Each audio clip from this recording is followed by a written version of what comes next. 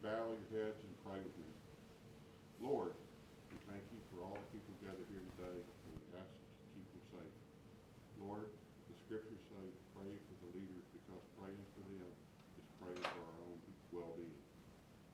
Lord, on behalf of all of us, we want to thank you for the many and abundant blessings that you have bestowed upon us. Life itself and the measure of health that we need to fulfill your calling. Lord, we ask our leaders in this community to give us, we ask you as leaders of our community to give us wisdom and a discerning heart. We ask you to give us the wisdom to move our community in the right direction, your direction, Lord, because it is only through your grace that we gain that true wisdom. We ask for the strength and accomplishment to accomplish those tasks that may seem overwhelming and exhausting. This strength comes from our belief in you and our reliance on your word. Lord, I pray that with the strength and wisdom that you have given us as community leaders, we make the right decisions for our county, that we do that with selflessness and humility, that we make the right decisions during these times of conflicting interests and issues, that we have a keen interest in the sense of welfare and true needs of our people within our community, a thirst to do what is right and just, the ability to work together to obtain a common goal that is the best for our county. God bless our servicemen and women who watch after our great nation and are ready to face threats of our freedom. Our law enforcement, firefighters, and emergency response persons that face the dangers in our community so that we don't have to. All these things we ask in the Lord's name. Amen. Amen.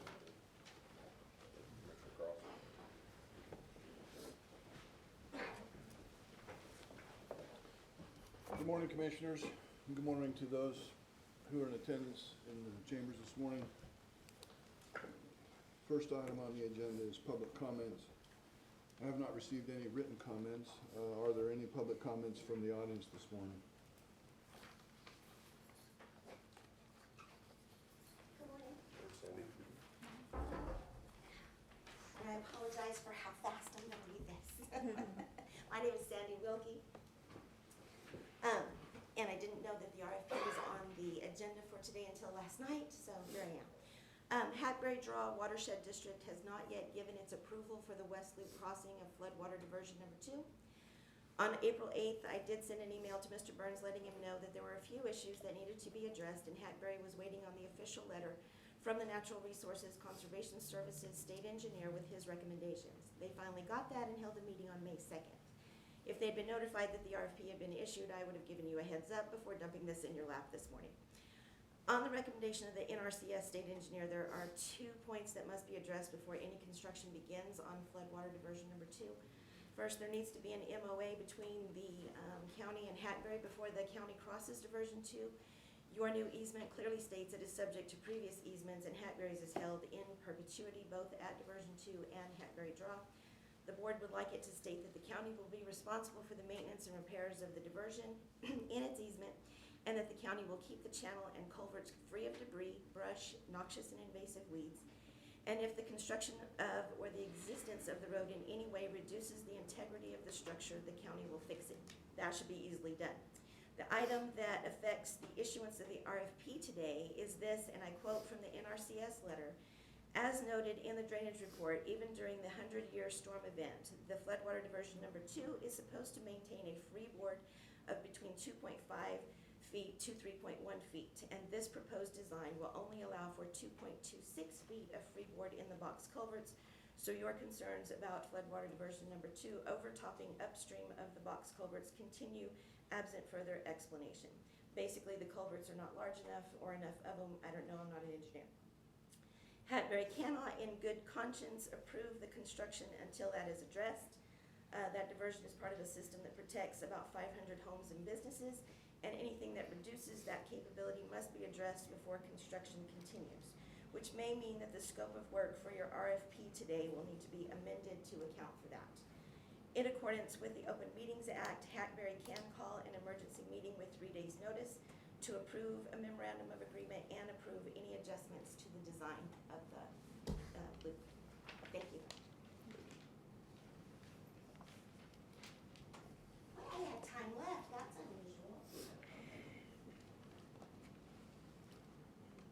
there any other comments from the audience?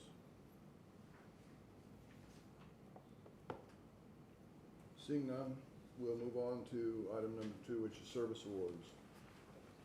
Our first award is Mr. Wesley Yerby from detention for 10 years.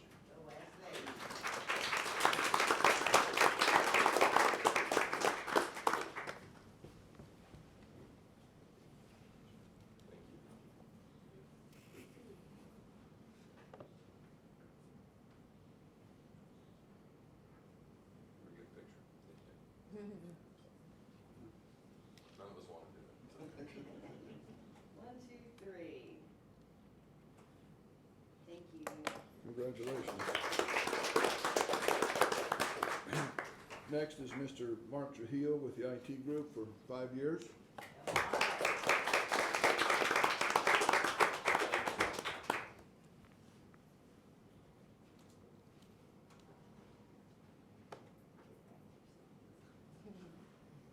got accused of photobombing last time.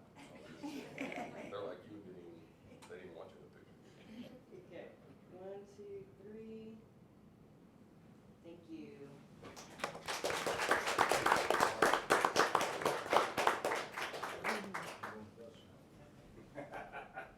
Next is Mr. Edmundo Hernandez from the landfill, 5 years. Thank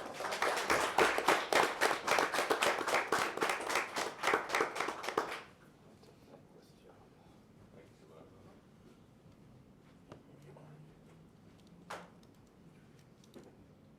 1, 2, 3. Okay.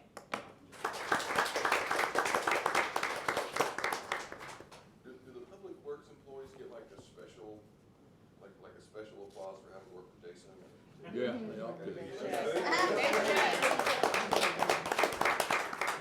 think they get a stipend. Is it a stipend? I couldn't remember what we did special for them, but it's a lot harder than everybody else's. And then last but not least, Miss Cheryl McDougall, Human Resources, 5 years.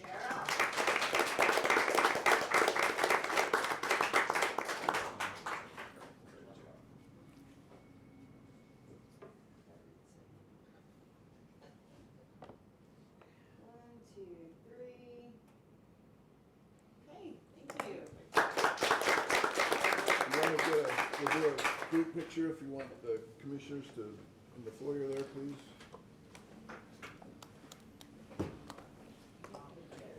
Just causes trouble.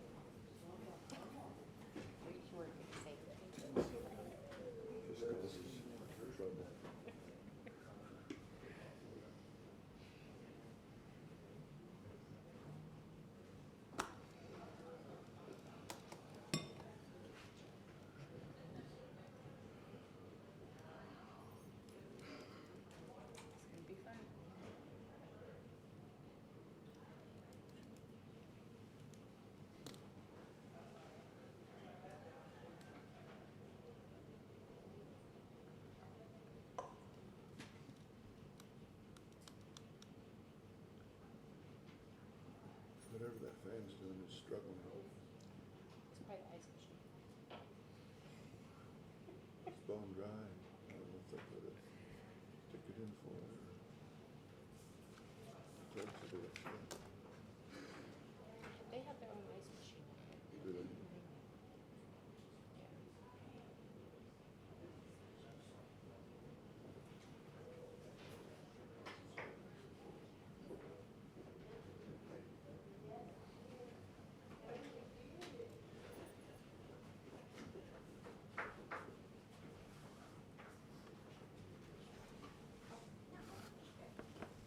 Yeah, we're going in the wrong order. Sorry, Stuart. You're good.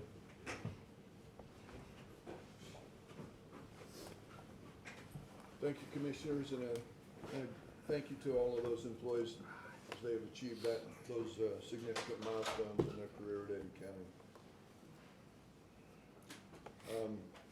Next item on the agenda is IFB RFP bid awards. IFB 2202. Good morning. IFB 2202 was solicited on April 11th. The county did receive 2 bids. both were considered responsive, but the lowest overall bid was submitted by constructors. After the engineer reviewed and determined that everything was good to go, staff is recommending award for IFB 2202 to be made to Constructors Inc. With that, we'll stand for any questions. Any questions, comments?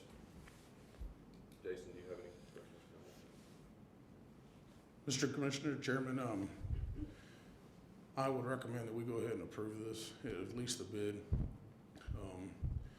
We have a set of drawings that were prepared by a professional engineer that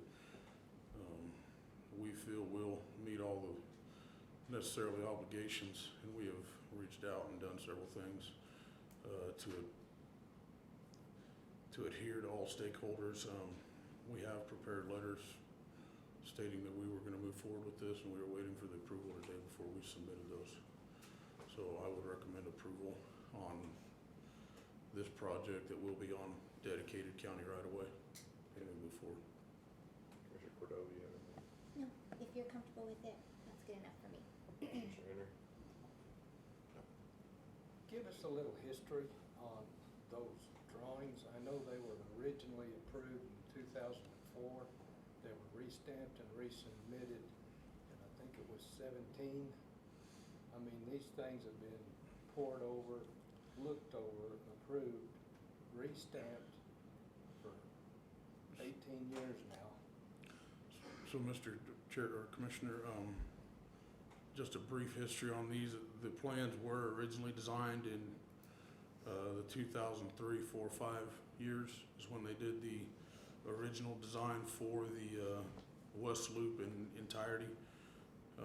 After the flood of 2014, it was the decision of the commission to reallocate some funds, the funding for that project, to pay for FEMA projects that as the county's portion of all the repairs that needed to be done throughout the county. Since then, we've completed those, and we've elected and have been directed to revisit the West Loop. So we've done, we have gone back and approached this another way that we felt would be more amenable and affordable for the county. We have 2 engineering firms working on it from both sides, but we do have the original engineer working on this portion of it, which is Smith Engineering. Smith Engineering pulled out the old flood studies, the old drawings. They went out there and prepared a new survey, topographic survey of the area to determine that nothing has changed. We have done the reviews going back and forth, and feel that we have designed something that's over adequate to handle all the flood and has been re-stamped.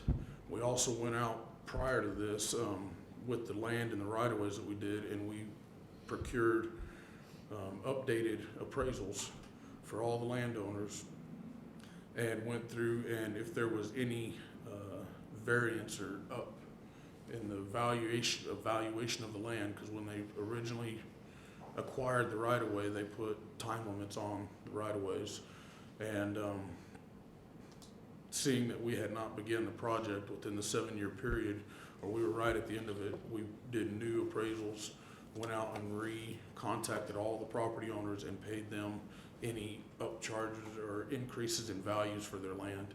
So we did go re-up those with extensions on all those contracts to keep that right-of-way current.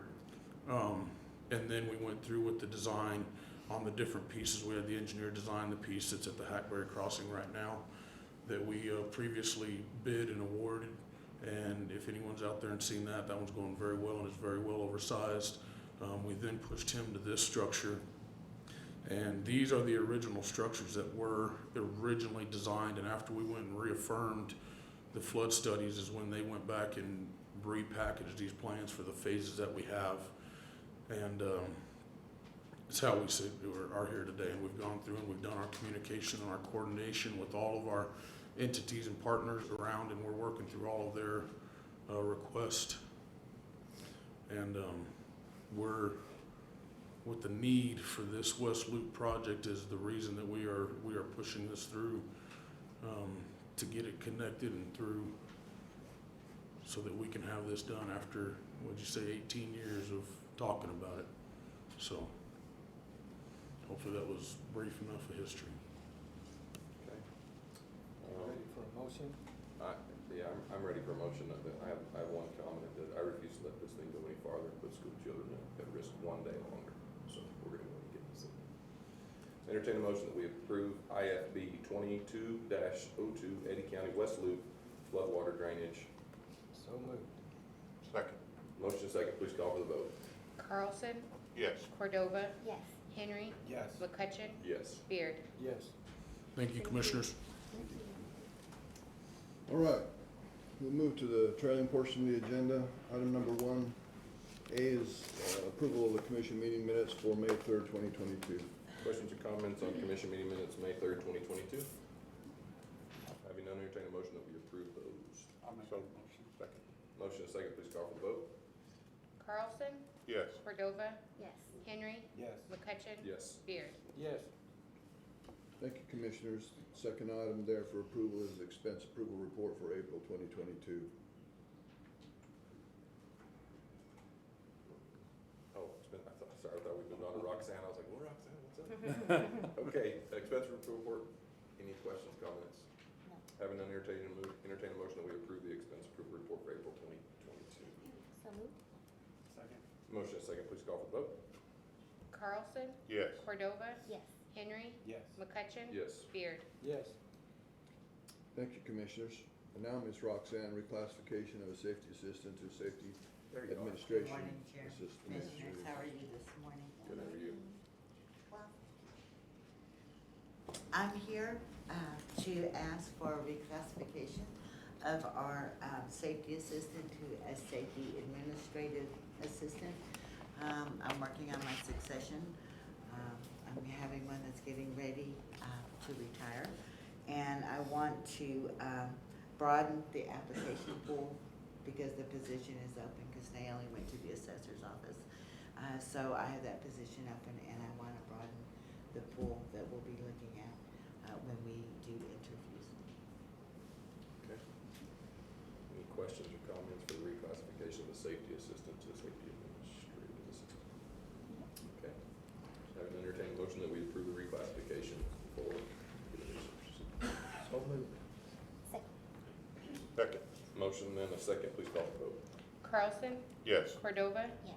Henry, Yes. McCutcheon, Yes. Beard. Yes. Thank you, Commissioners. Thank you, Roxanne. Thank you.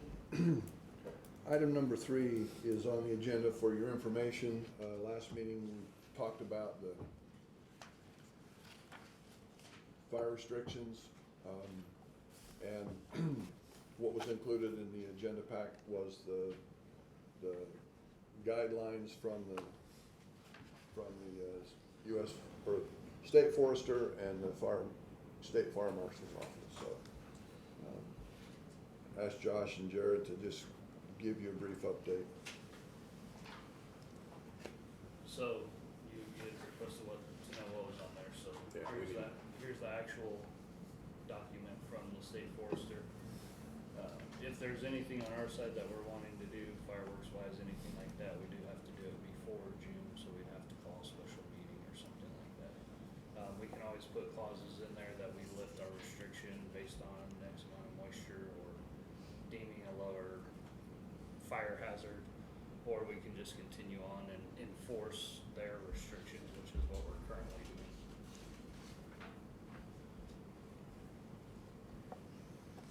Can you give us like a brief overview? I mean, just hit the high points. On theirs is, so essentially there's supposed to be no smoking, outside of a building or a vehicle. So tossing your cigarette, using an ashtray, smoking outside, that's what they put in this one. First and stupid. Well,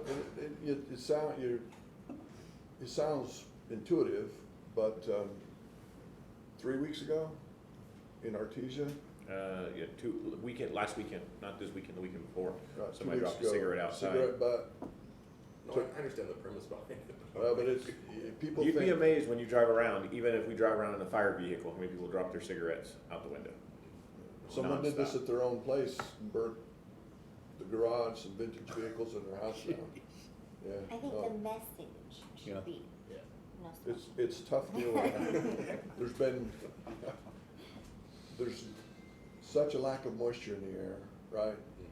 The dew point is down in the minus Fahrenheit range now. So to reach the dew point, you'd have to suck all the moisture you could from Alaska to get here. I heard that the dew point was the same as like Death Valley. Yeah, it's pretty rough right now, and the winds just dry it, so. Then on Yeah. fireworks, from smoking inside of buildings also? well, yeah, that's what I thought the state law was. That's as weird. well. No, Yeah, exactly. The, No smoking is the message, I guess so. Commissioner Cortez. Well, you can't smoke in a public building, so they're telling you to smoke inside your house, or like if you have a cabin in there, but You gotta, you can't It smoke makes in some public awful long buildings. smoke breaks when people go home. we understand the premise, we understand the premise No here. smoking. Yeah. no smoke, we advise you not to, or don't discard your cigarette out in the brush. Fireworks, public exhibits have to be approved by the local fire department. Campfires are prohibited unless you meet all their requirements that they lay out in this. Open burning, they have to call us, and we do release every day, or we do weekly now, so every Friday it comes out for the whole entire week coming up. We monitor the weather, if we see a change, we say no burning, so we always tell them, call Rita, because we check it every single day, get the okay to burn. You're not approving any, Currently, we in our office cannot restrict control burning across the board. That would have to be done by this commission. Each day, we do it based on weather. Today, they can open burn until 12 noon, because that's when the weather starts that it's bad. That's the only power that our office has through fire code, is there has to be a weather, something going on in the weather that makes it unsafe. To block it altogether requires this board to put a ban in. And if you guys follow our Facebook, and we post it every week, and we post those restrictions, there are a ton of people that say, why do you allow it all? Stop allowing it. We, in our office, do not have the authority to ban burning altogether. We do it daily. You couldn't burn it all yesterday. Today, you can burn until noon because of the weather conditions. Is it safe? I don't know, but I don't have the authority to tell them that they can't. There's a set of weather restrictions. If the weather restrictions are okay, they are allowed to burn according to the rules that we have in place. so that's not Eddy County approving that, that's following the metrics that are placed. Correct. before. And you're just So- saying if the wind is below a certain amount of miles an hour, whatever. Yeah, I'm gonna say if the humidity's correct and we're not blowing over, it used to be 15 with the fire danger it is right now, we're using 10, but if the wind is below that, humidity's right, I don't have the authority to tell them they can't burn. I don't think it's safe, but I don't have the authority to tell them they can't. And we just advise everybody use it as a last resort. You know, if you're gonna haul it off, haul it off. If you absolutely have to burn, take every precaution you can to avoid it. And I mean, that's essentially the extent of this. It gives, go ahead. Can I ask a question? Yeah. Because also in there was flaring, Yeah. which seems odd that they included that in here. How does that work? I mean, I read through it and I can read what they say, but honestly, how does it work? Really, it's outside of our purview, because that's how much they flare. We do have a property in North Eddy County that the flare has gotten so big that it caused a dumpster fire a couple weeks ago. It caused a grass fire this last week. The flare is a safety, so it's one of those, and that's at a fixed facility plant. We don't normally get involved in the flaring. There's a whole lot more environmental and stuff that involved in that. We try not to. We haven't had a lot of, I would say a couple times a month we get where a flare something happened and we end up with a grass fire below it, nothing bad. And like I said, last week, I believe we had one north that the flare was just so big that it lit off the brush. Generally, it's no continuous flaring during these kinds of conditions. The only flaring is the intermittent, if you experience an overpressure situation where a vessel has to relieve, it goes to flare, the flare ignites, burns, and when the condition is alleviated, the pressure drops and the flare goes out. It's the continuous flaring. So in an instance where, as an example, a compressor station goes down, line pressure goes up, flares start popping. In theory, those should be shut down and not allowed to continue to flare because of the fire danger. Sometimes what occurs is you get a little bit of liquid in that line, and when that flare goes, that hot liquid, ignited liquid, is what causes the grass fires. And so those are the conditions that they're talking about. I don't know that, and I'm not interpreting anything for the state or any of the operators, but in a situation like that where there's the overpressure as a result of a compressor station being down, and it's gonna be down for an extended period, then shut-in should occur to alleviate that problem. But that's up to the state and the OCD to take care of. Are there any other examples of a flare causing a fire other than the two instances in Artesia? I mean, is that something, I mean, how common is this? Actually, Flare malfunction where it causes a fire, like I said, we do those several times a month throughout the year. Okay. The last two is just because of radiant heat and the conditions currently. It's so dry that it doesn't take a whole lot of radiant heat to light it off. A flare malfunction that, like Mr. Davis was talking about, that spits the fluid, we get those a couple times a month. The fluid will come down and it'll start a ground fire right there. The state sometimes will also put these conditions in place for welding, like pipelines or construction.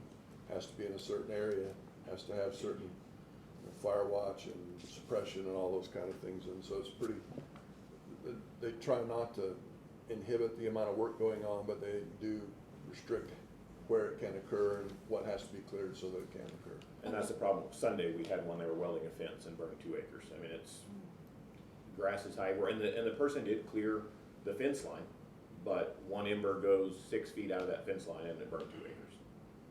And they do have, guidelines on, they wanna keep brush, at a minimal distance or Yep. whatever. So, What about, trash burning fires? I mean, how many have you seen? How often does that happen? It's technically illegal to burn trash in the state of New Mexico if you're within 10 road miles of a transfer station. So we still get people burning trash. It is illegal based on New Mexico state law. Most people are fairly good. The ones that do burn it are keeping it within containers. Some just have pits. We normally, those are more of a nuisance fire that we get calls because of the smell and the problems. It is illegal. You cannot burn trash within 10 miles of a transfer station. So would you say that the majority of fires that you're seeing is from the open burning of prescribed burning? We're getting several from controlled burns that get out of control. They're trying to burn an area and people just don't realize what it takes to put that fire out or how fast it'll spread. We get several like that.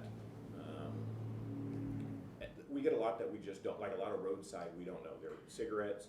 We see a lot of chains dragging that are causing this, or especially the heat right now, blown tires.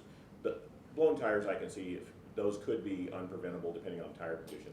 Dragging chains are 100% preventable. Cigarettes are 100% preventable. But a lot of our roadside fires, that's what we're dealing with. I'm sorry, I have one more question. And Sheriff Cage, is the dragging chains, is that like ticketing offense or whatever? Do people get pulled over for that and cited for it?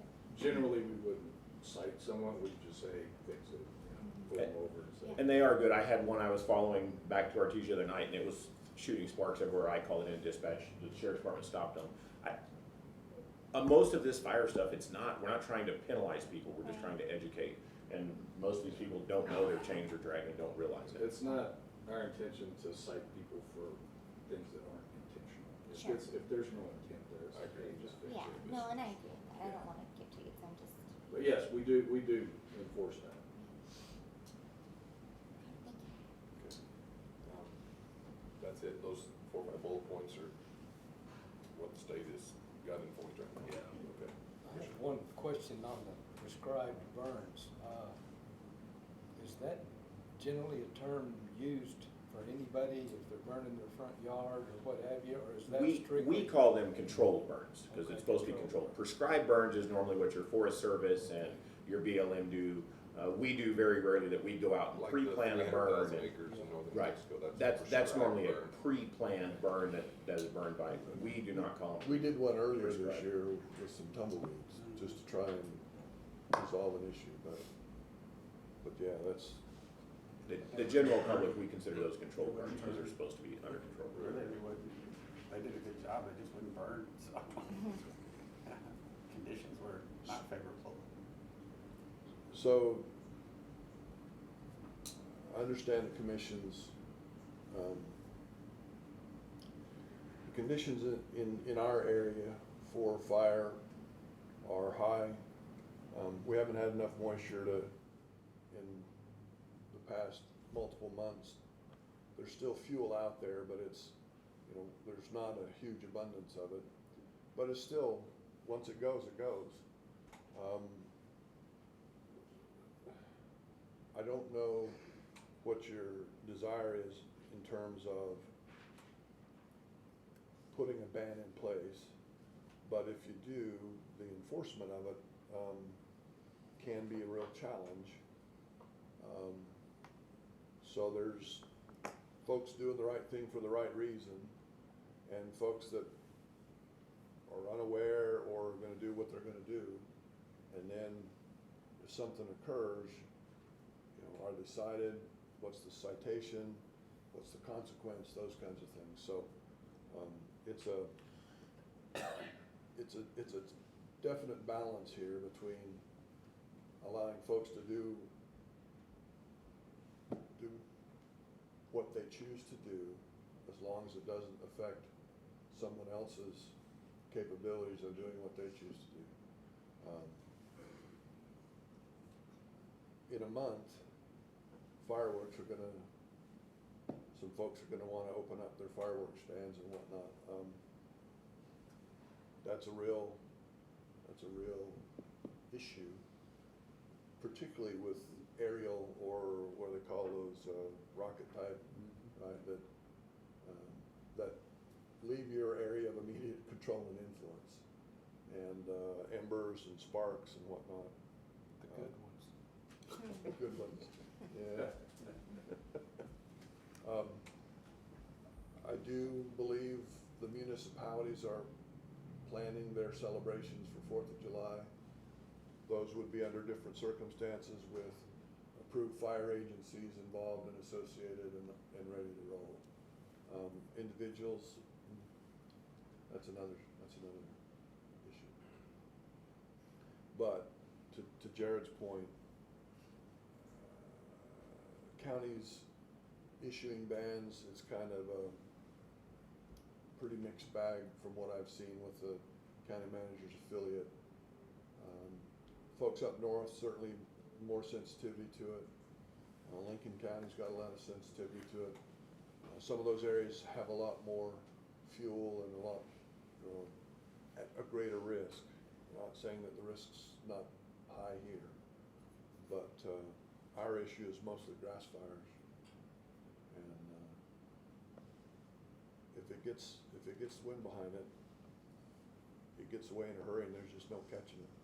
So what we have to ask ourselves is do we alleviate any risk for that by putting this, by wanting to put a burn ban in place? And if we just enforce what the state has, that's essentially, I mean. This is on state land though. This is not on private land. And so like the fire department responded to one yesterday, one was red flag, and the person said, well, you can't restrict burning on my private land. Okay. We can, within those same restrictions I already talked about, but this ban would not affect private owned lands within the state of New Mexico. This is state land. This is just state land. I didn't understand that too. Okay. So I would suppose, and it would be a supposition, that it would probably apply to federal lands as well. So 80% of the property in Eddy County is federal and state property. There's some 17.8% of the property in Eddy County is private. Vast majority is public. I think one of the things that concerns me a little bit is Artesia. We've got a couple spots that if something got going there, it could get into some houses quick, and really be a pretty big problem. I mean, I get we don't have as many forests, we're not sitting, you know, my dad's terrified right now, sitting in his house in the mountains, because anything could go, but. Our problem is we do have tumbleweeds and wind. That's the thing, is you get those rolling and you could get some pretty big stuff going pretty fast. I mean, Well, Well, some of it can be taken care of through code enforcement, because we have, don't we have to keep weeds cut and things like that through code enforcement? I don't know. I know there is code, I don't wanna speak out of turn because I'm not familiar with the code enforcement side, so, I but, think you have to keep it a perimeter of your house and whatnot, but when you've got hundreds of acres. but then you run into, and we get a lot of calls right now wanting us to come burn the tumbleweeds. People are scared of the tumbleweeds that are against their fences or their properties, but we're not Right there. burning. I know that they had 10 acres in La Herta that grew up, man, they made that lady mow all those tumbleweeds down and everything like that, so I don't, Steve was right there, so I don't, He heard the discussion. yeah, he didn't want He's anything. like, "Oh, no." And that's the problem, like Mr. Davis alluded to earlier, the cigarette dropped in tumbleweeds and it ended up burning vehicles, boats, shop, camper, and a home before the fire department could get up. I mean, the wind was, I think it was blowing 40 miles an hour that day. Before the fire department could even get there and address one problem, it's spreading. And so then it was protect, so it didn't get across the roads to the other commercial structures and everything. But unfortunately with these conditions, once it goes, it's a matter of can we get ahead of it, or where do we stop it? Thank you, Sheriff. Steve, we're looking at a burn ban here, wondering if we already have the tools in place to keep people safe.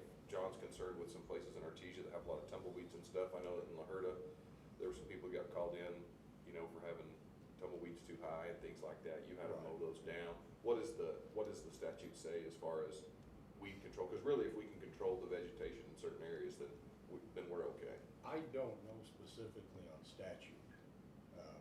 Through our ordinance, anything over 3 acres, the ordinance, we can't deal with. Okay. If it, with the exception, if it's within 300 feet of a structure, we can get them to take the vegetation down. But anything on 3.5 acres or 3 acres beyond that 300 feet, we're limited, not being able to do anything. So that takes your, There's big plots of land. And we are trying to work hard presently on getting those locations that have high weeds down, so that kochia doesn't go up like a Roman candle. okay. Anybody else have anything? I don't really know where we sit on this. So this was for information. If the commission wants to consider a ban, we'd have to bring it to the next meeting. And have to work on language and what, but that's all doable, so. I'm sure there are some examples from other counties around that we could leverage if that's your desire. And like I said, we don't have a ton of fuel, but there are a few specific areas that would be a risk. But, you know, Lee County would be at much more risk than I think Eddy County would. They just have more grass. It rains over there more often apparently. Right. Well, it hasn't rained a little bit lately. Yeah. So, okay. All right, Thank thanks, you. guys. Thank you guys for the information. All right, next item on the agenda is the fire and rescue redistricting recommendation for the new org structure. Mr. Mark. Mr. Chairman, Commissioners, so we had our meeting where we discussed everything. We laid this plan out. We have met with the State Fire Marshal's Office and ISO. They're both in favor of moving to this format, which is knocking down the current district boundaries, create a north district, a south district, and keeping Queen as a district. Through that, we would change our organizational structure as we would no longer need the 11 district chiefs, so we would move them down and we would have 3 volunteer battalion chiefs to oversee the 3 areas. And then we have 3 captains south, 2 captains north, and then lieutenants to oversee the stations. And is what we do with the volunteers at that point is assign them to the station that they live closest to. Obviously, wherever they're at in the county, they would be trained to stop at the closest station instead of having, if they, for instance, lived in La Herda and they were in Otis and there was a fire, they wouldn't have to drive all the way back to La Herda to get a truck to go to the fire. So we're hoping it would speed up response and get everybody all on the same page, same mission, same goal, which is protecting the public. So with this, the other thing that we start looking at is fleet size, station locations in the future, and as these other buildings start to go away, relocating them to better fill, because whenever the district boundaries are there, we have certain requirements to maintain that district, and whatever happens in that district is all that counts towards ISO. So for instance, if we have a structure fire in Joel, the only people that count towards that report are Joel. So if they come from Otis and Happy Valley and La Herda and everywhere else like they do, they don't count on the report unless we report the way we're currently reporting. So creates some issues. The other issue is we're required to have 12 certified firefighters per district. So we have 12 districts, we need 144 firefighters, and we're at 118 volunteers. We just graduated 23 from the academy, and I think we have probably 15 more on top of that that are certified actually. So we do pose a risk of dropping our ISO significantly and losing state fire funding due to not being able to keep the departments at full staff as required. So bringing on the personnel that we did by doing this, also they are now counted as 3 of the 4 for each area, north and south. So you would technically only need 3 more volunteers to be on the roster to account for that 1 more person that you would need. So it helps get the numbers up. We went over some reports with the way we've been reporting for a year. We're averaging anywhere from 15 to 25 people per report with the structure fires with our new automatic gate agreements with the cities. So we're getting turnout like a big city would on a fire report, which really helps us with the ISO side of it. We do have fire code now. We're inspecting our hydrants. We've got the fire investigation task force. We're doing the public safety education. I mean, we're hitting all those points now, so we should be able to shore up our numbers. If we do anything, some of the ones that are 3s, they're barely a 3, so it's based on a point system. So to get a 3, you got to be 70 to 79 points. A lot of ours are like 70 exactly or 70.1. So you don't put a tinker in the right place, you're going to drop 2 ISO points. So we may go to like a flat 4 across the county. Queen, we're probably going to stay at a 6 like we are. It's just really hard up there because of the drive time. So kind of like we told him, it's probably about an hour and 30-minute drive up there. And he said, what if you run code? I said, hour and 29 minutes. So I mean, it's hard to get up there, and it's out of the way. So that's why we're going to keep them separate. So this model, conversation with State Fire Marshal's Office, the ISO evaluator,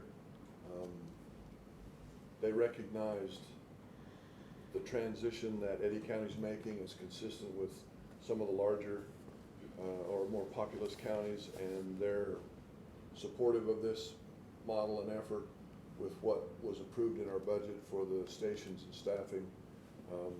The fire marshal and the ISO evaluator recognize the improvement in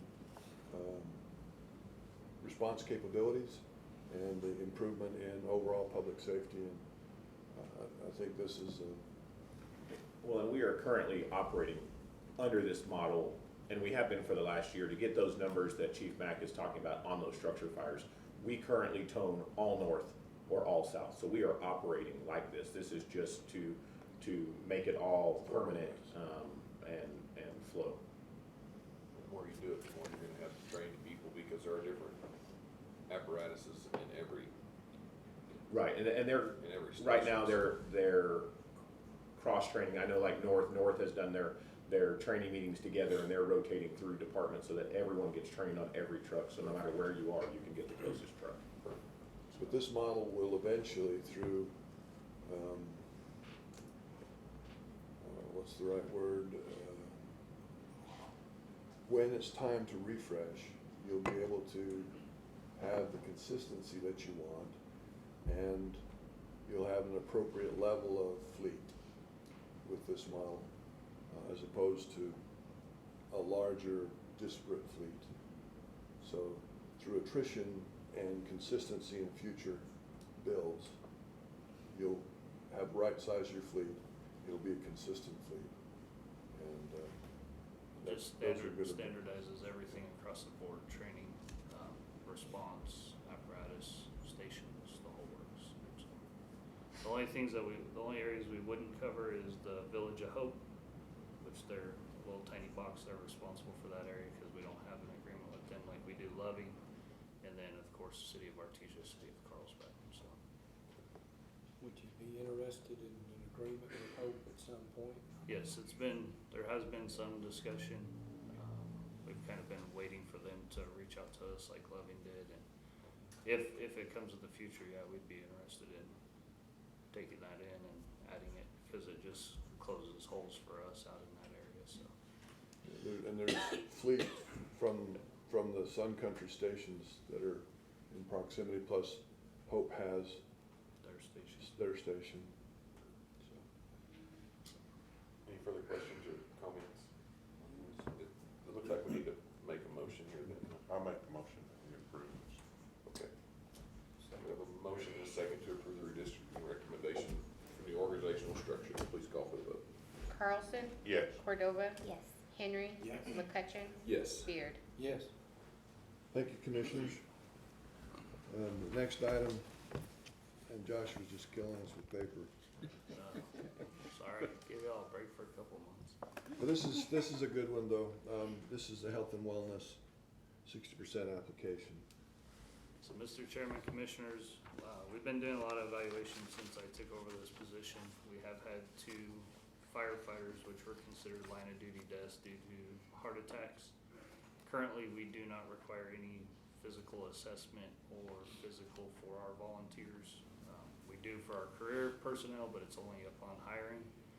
It is recommended through NFPA, which produces a standard for firefighting, that we have annual fitness assessments and physicals.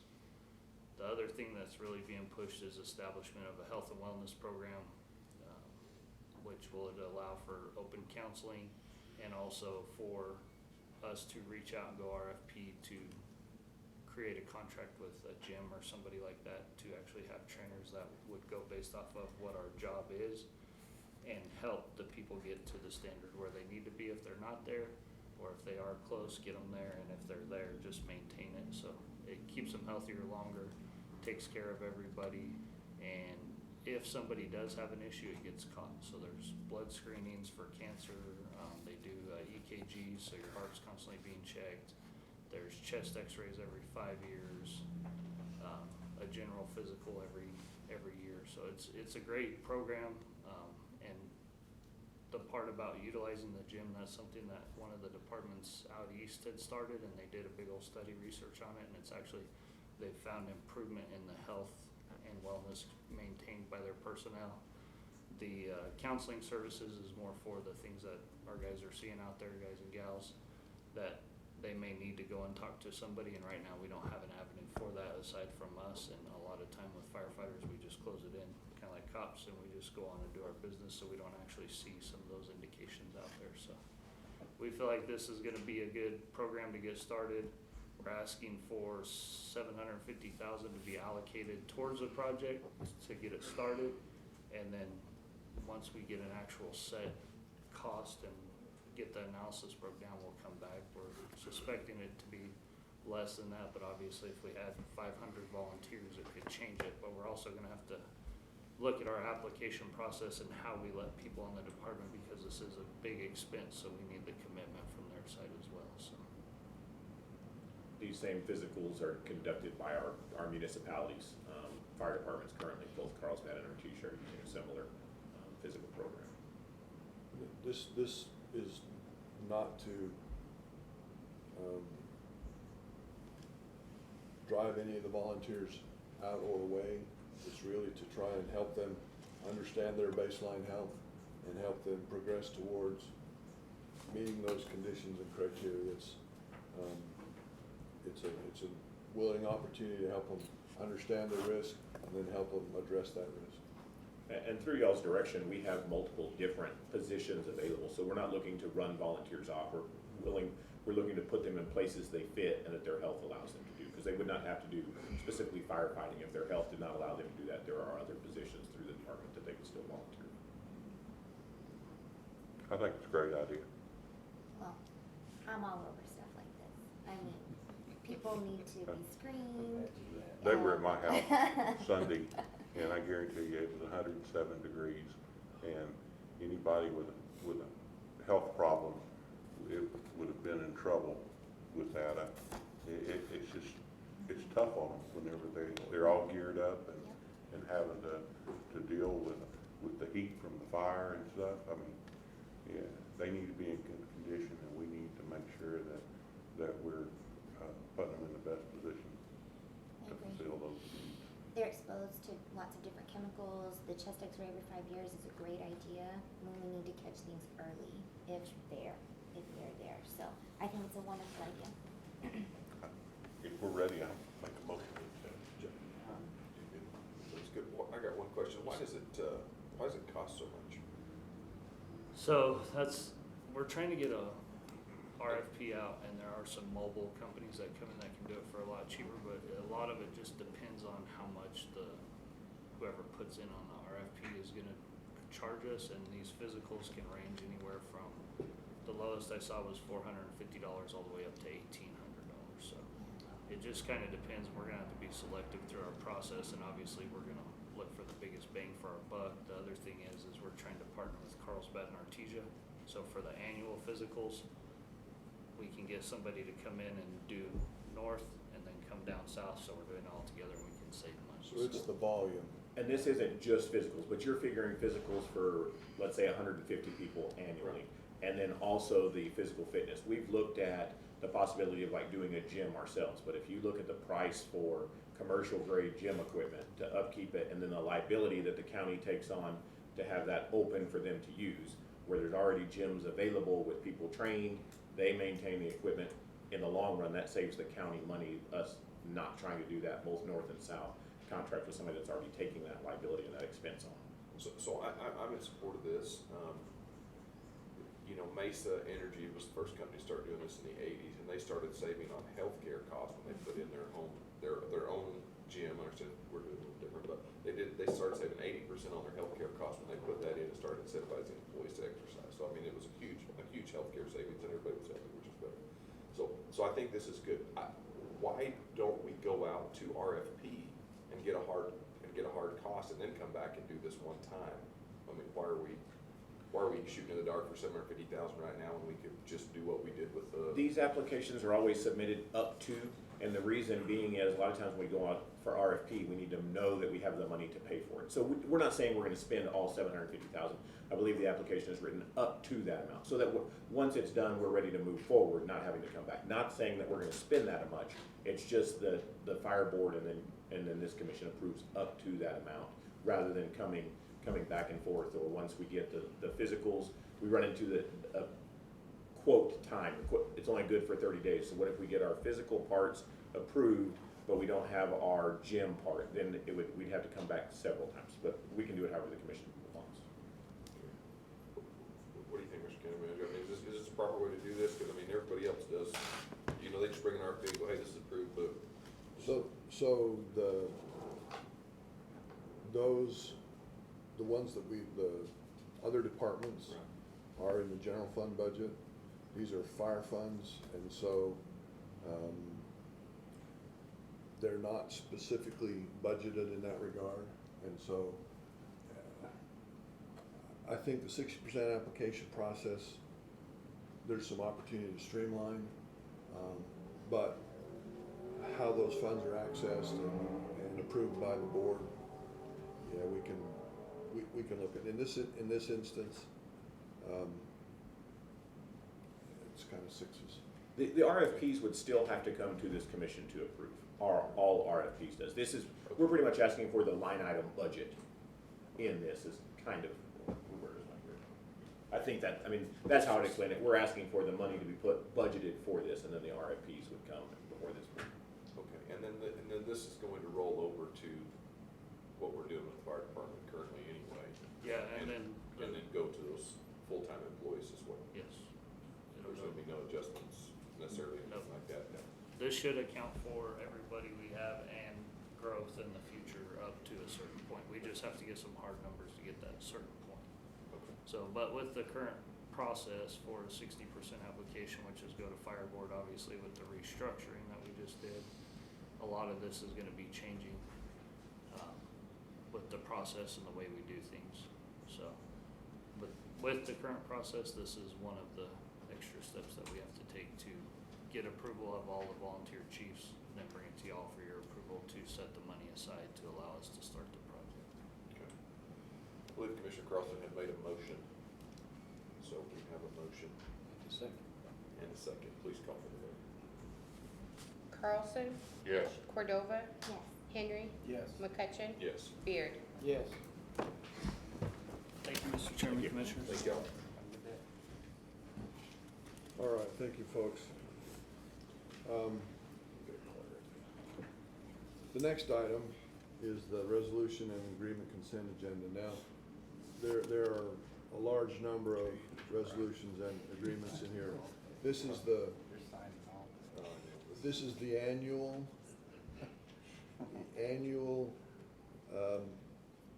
service agreement portion, so this will be for fiscal year 22, 23. Stack's only about 26 inches down there on the desk, but that's the reason that there's so many. All of those that were approved in the budget, those agreements have been put together and await your approval as per the budgeted amounts. Is this the agreements that our chairman has to sign? Yes, sir. Oh, I'm all for it.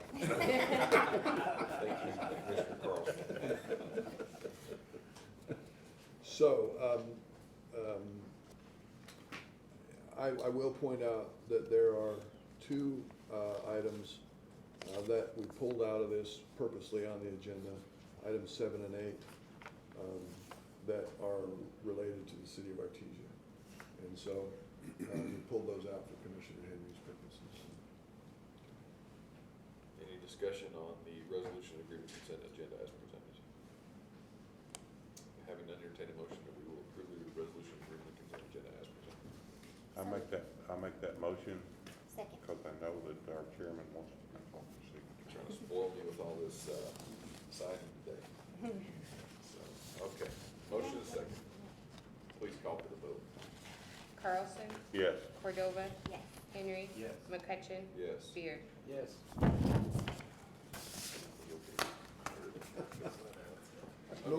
No bigger than your signature is, man, this will Yeah. go in nanoseconds. I'm pretty efficient. You are very Pretty efficient, efficient sir. signature, so. Oh, wait, I'm gonna get yelled at here. Golly. So on that 60% application, this is part of the streamline I was talking about. There are 3 copies that require signatures by all of the commissioners. We're gonna fix that, Josh. Thank you. So if you'll each sign all 3 of those copies, I appreciate it. The next item is Agreement 22-75, which is the service agreement with the city of Artesia. Okay. Anybody talking about that one? Have anything to It's, discuss, or- yeah, it's the one we do annually. We did one in the city of Carlsbad. And this is, county helps with some contributions to both municipalities. Yeah. Well, all the municipalities. Yeah, and that goes along with the PSAs, I mean, that's what we Yeah, do. it would normally be in the PSA, Yeah, but, but, so we didn't have to pull them for Commissioner Henry, as he'll have to sign them as mayor of Artesia. Mayor, Commissioner Henry. Grand Poobah. Yeah, okay, so, yeah, we're good, and this is essentially done for, services provided by the city of Yes, sir. Artesia and by the county. Yes, sir. Okay. We're good with that. Commissioner Henry, are you good with, you can't vote, so never mind. I guess you're good with $325,000 for the city of Artesia. So, entertain a motion that we approve the service agreement with the city of Artesia. So moved. Second. Motion second, please call for the vote. Carlson, Yes. Cordova, Yes. Henry, Abstain? McCutcheon, Yes. Beard. Yes. Thank you, Commissioners. And item number 8 is the Agreement 22-45 for the RETA organization. All right, any discussion on that? Having none, we'll entertain a motion that we approve A 2279, agreement modification with City of Artesia. So moved. Second. Motion second, please call for the vote. Carlson, Yes. Cordova, Yes. Henry, Abstain? McCutcheon, Yes. Beard. Yes. Thank you, Commissioners. Sympathies to the chairman. The ice bath and the what do they call that? Analgesic? Icy hot? Icy hot will be down there for Okay. your benefit. Our rider's cramp. Yeah. Already. We make a little light of it, but it's the organizations that the county helps support through this process is important, and all of those organizations are very appreciative of the funds that the county provides in that regard. So we're pleased to do it. I'm happy to sign. Yes, you are. You are a happy guy. All right. Elected officials and department updates. Oh, there we go. Here we go. I thought we were gonna get away. No, sir. I'll be fairly brief, though. Good morning, Mr. Chairman, Commissioners. It's, we're in the middle of National Police Week, and Detective Frazier from Artesia was recognized at, put on the wall in DC, and will be also at put on the wall in the recognition wall in Santa Fe. So we've, due to the COVID restrictions and all that other stuff that went on, our law enforcement memorial has kind of been done virtually, and so what we're gonna do now is we're gonna bring it back next year, like we used to have it, that some may remember. The Mayor Janway and I have worked real hard to get a memorial done downtown Carlsbad and it actually, sadly, the sheriff's office takes up 3 slots on that wall. State Police takes up 1 and Carlsbad PD takes up 1. So what we're gonna do is, it's gonna be next Monday, the 23rd at 3 o'clock in the afternoon. We're having a dedication of the memorial, and this is gonna be kind of our mini law enforcement memorial that we've done in the past to get us back in the swing of things. It's not gonna be quite as much pomp and circumstance as we normally have. My honor guard will be participating in the ceremony. The Chief of State Police will be down, and so I would invite y'all to show up and show your support for our fallen officers. So it's a kind of somber week for us in law enforcement, but we also get to celebrate the lives of those who have come and gone before us. So it's very important to us. We had another college board meeting last night for Southeast New Mexico College. Things are moving along well. We're getting our policies in place. We approved tenure for 1 person, and we approved promotions for 3 other professors at the university or at the college. So we're moving along, and I think I've finally convinced everybody to go from 2 meetings a month to 1 meeting a month, because they always fall. I'm there at night, and then I'm here in the morning for these. So, but anyway, it's we're moving along well. So y'all should be real happy about how that's going.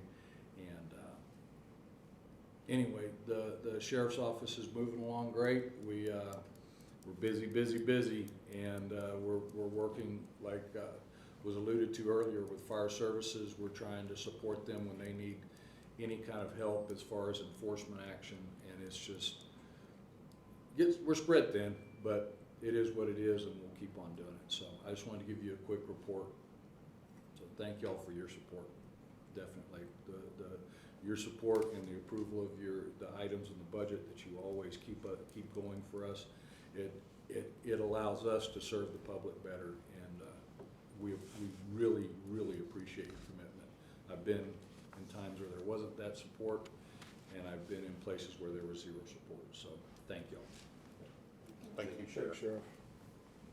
And that, I wrote that down, that was Monday the 23rd at 3 p.m., that was here in town, where was that at? It's gonna be in front of the Janelle Whitlock building. Okay. There by the Jalapeno Arts Park. Across from the library. Okay, perfect. The memorial's up, Yeah, and they're. It's nice. Beautiful. Yeah. Yeah, drive by and look at really- it. Yeah, It's amazing. It's well done, well done. Any other department updates or elected officials? Once, twice sold.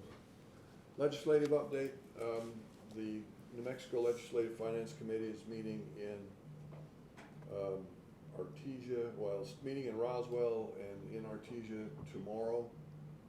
I'd been invited to go speak to them, so I'm pulling some information together to help remind them about their business drivers and business engines, and good businesses reinvest in their economic drivers for continued success. So we'll see how that goes. But it's always good to have an opportunity to talk to the LFC. So other than that, I'm not aware of any other legislative issues at this time. We don't have any travel requests at this time. We have no emergency business. In the last couple of weeks, I've seen a couple of our legislators at different events. Most recently, the Cal Ripken Senior Foundation and local partners supported stem cell labs in the 6 elementaries in the Carlsbad School District and the public library. I saw Representative Townsend and Representative Brown at those events and had the opportunity to visit with them a little bit. They're appreciative of, they know what you do and what the county's doing, and they appreciate the support. Are there any other legislative elected official comments? County manager comments.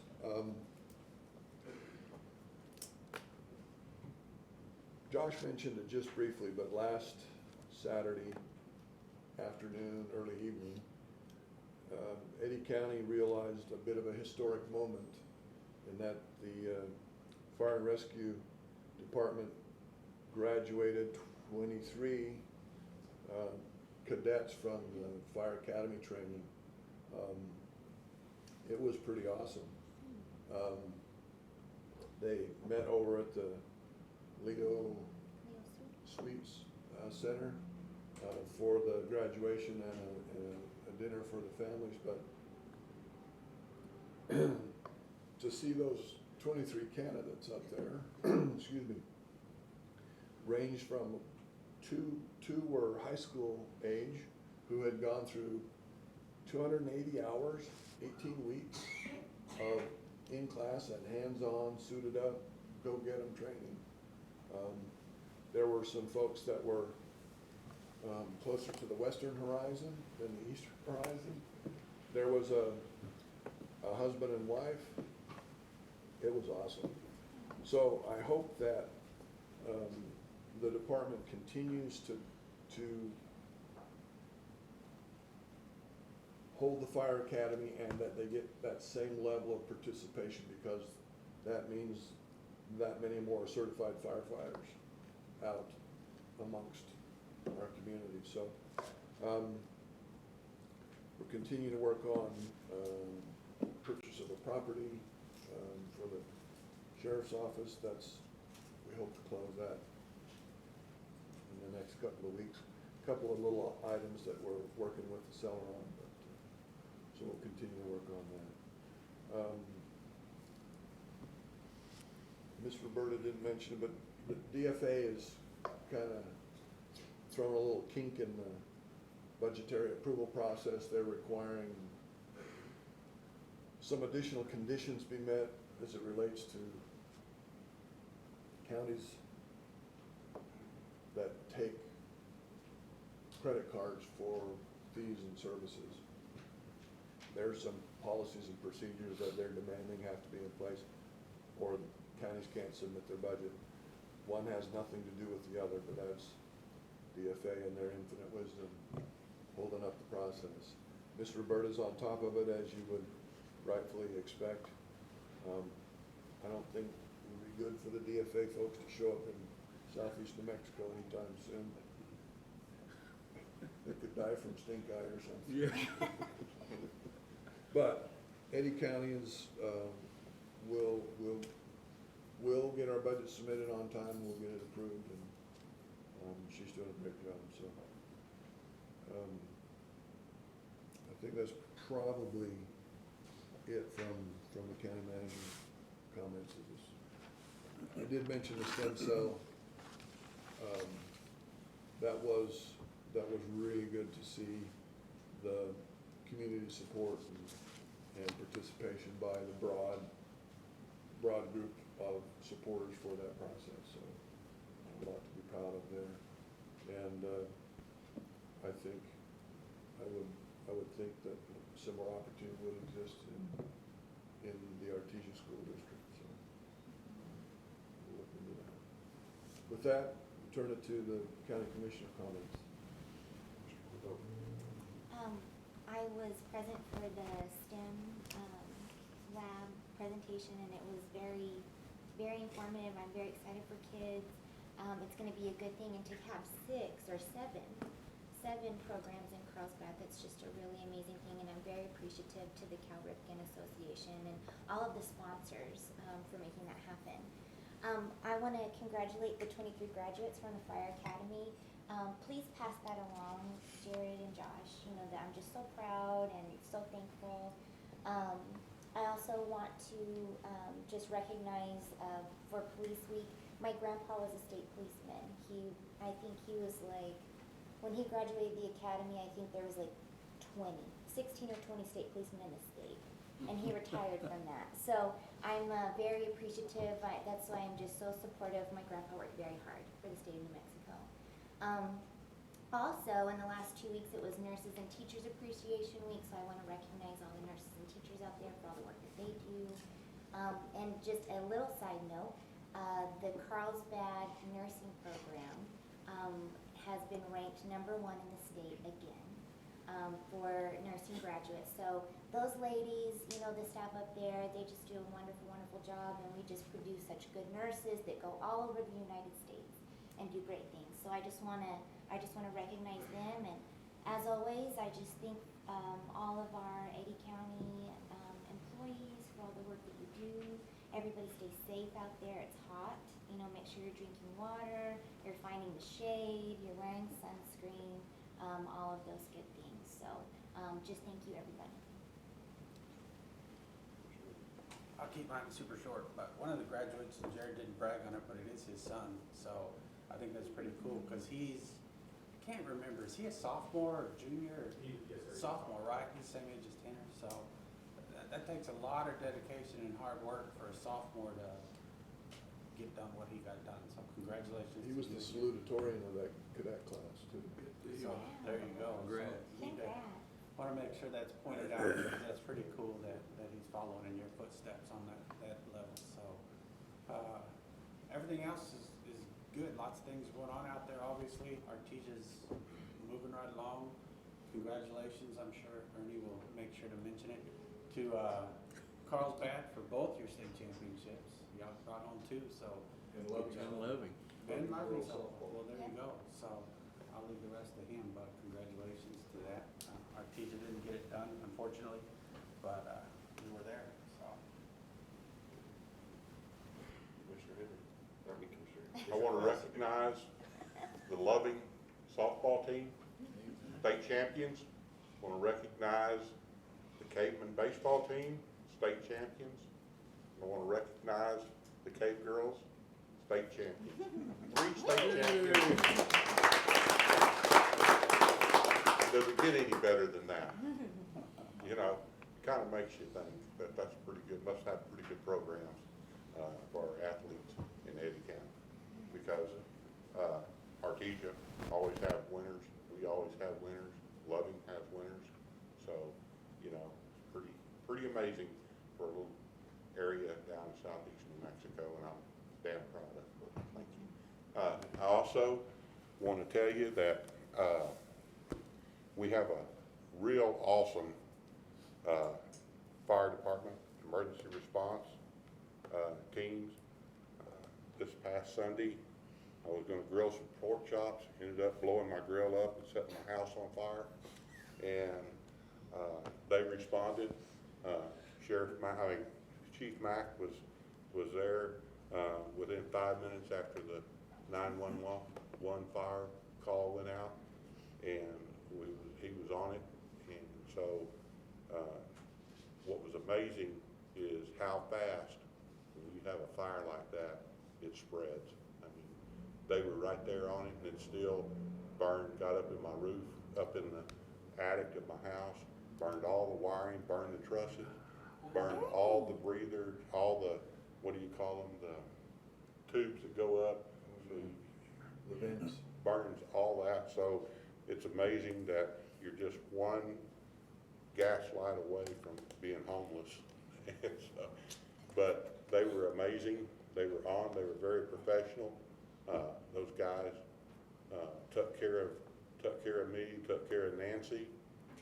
It was amazing, the equipment that we approved. It's on the trucks, and they were out there, had us hooked up to it just to give us a checkout. It was 107 degrees out there, and they had all that firefighter equipment on. So, and you know, a lot of those guys that was there were volunteers, and they gave up their Sunday to help me, and I'm really appreciative. And that's the reason why I will always support law enforcement and emergency services, because, you know, a lot of things can be going on in the world around you, but it's when something like this happens, it's all about your world. Yeah. And I appreciate it. Thank you. It's gonna be hard to follow that. I'd like to congratulate one of those young men, those seniors that graduated that fire deal, Wyatt Klein. I'm pretty close to him. He's quite a young man, and overall, I'm very pleased with what I'm seeing with fire services and the sheriff's department across the board. I think if people would take a long, hard look at it, county-wise, we'd be the envy of New Mexico, and I mean that. But let it go. I don't really have anything else, just a little along the lines of what Commissioner Carlson was talking about. Commissioner Carlson's pretty dedicated to his district. I was with him at an event last night, and Commissioner Carlson refuses. He had people offering him homes to live in while his was getting rebuilt. He refuses to live outside of his district, so to the dismay of Nancy, he's gonna live in a camper in his district. I thought that was dedication down there to his district, so we appreciate Commissioner Carlson's service, and we're surprised he's got his eyebrows and everything this morning. So we're really glad everything went okay there. Thanks to fire services. So those are all the comments I have. Thank you, commissioners, and Commissioner Carlson, we're glad that it's no worse than it was, so. Thank you. But you're right, in an instant, you just never know. So, we do have, the next item is an executive session. We do have one item there that we need to discuss briefly. Okay. How long will it take? We come back in 9 minutes? Or longer than that? No, I think that's probably about right. yeah, we could do it, Can you move right into it? yeah. Do we want a 5-minute break before that, or are we okay? I think we could just go unless, we're good? No, fine. All right. Well, so I'll entertain a motion that we go into executive session returning at 10 o'clock. discuss threat or pending litigation. So moved. Motion second, please call for the vote. Carlson, Yes. Cordova, Yes.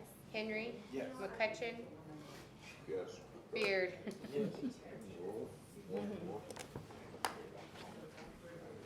Ernie, I didn't know this. I didn't either. Ernie?